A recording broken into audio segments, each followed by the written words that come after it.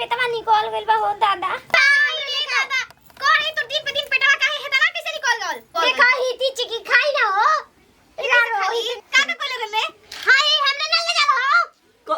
अरे पैसा ना देला मिठाई की कहो तरी छिया तो तार भातरा हो में ले देत रे भूसा में हमरा के भूस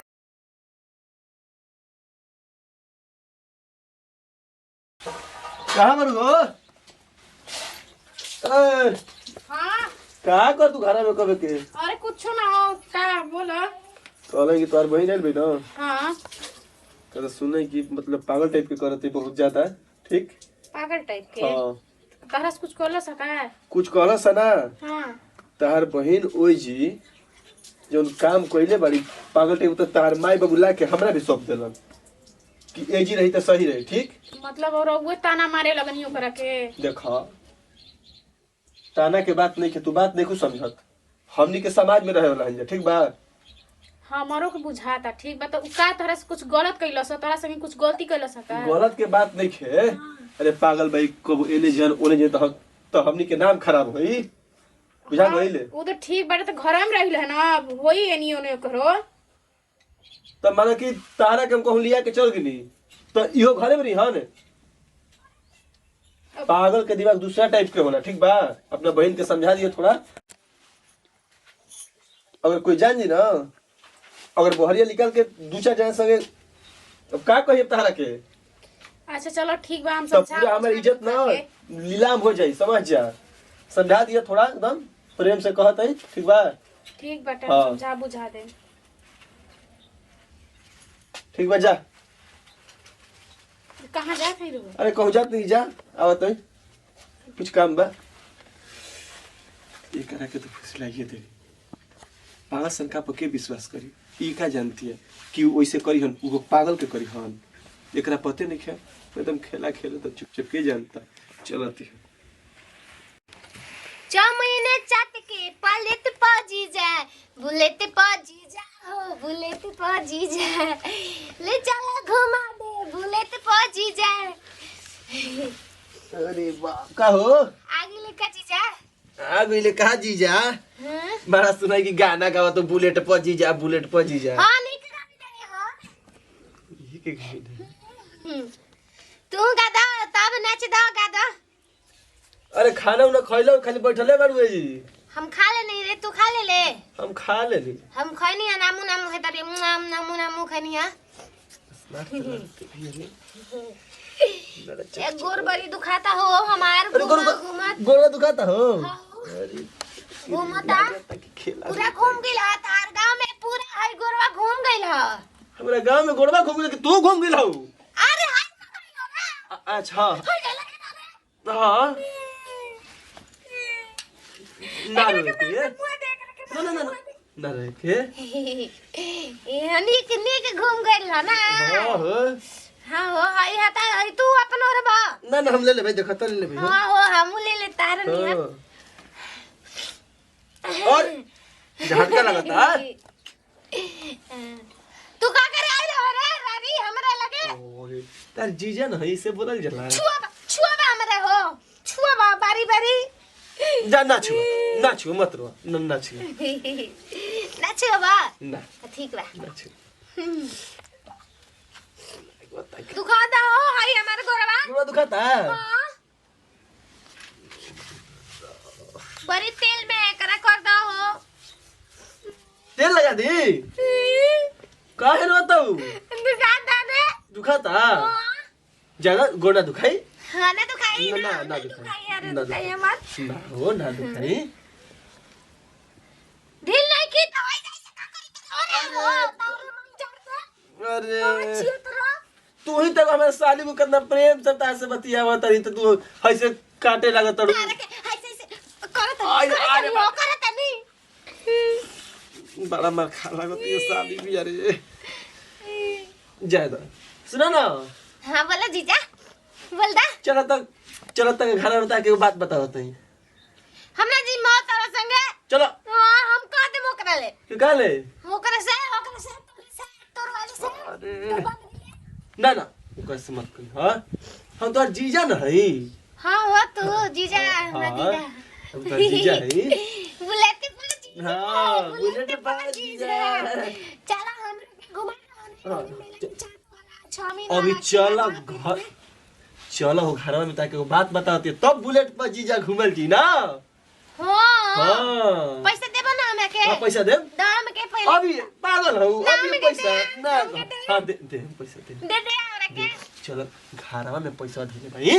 हां ओकरा में पैसा दे दे साली खतन मनी बारे दे हमरा त चलो पैसा दी हमरा। अरे दादा जुगाड़ लग गई अब चलो खेला होई का रे याद नहीं है हमारे पेटवा निकल गइल बा हो दादा न खाए देता है खुलबुल रात भर कर देता रोज रोज।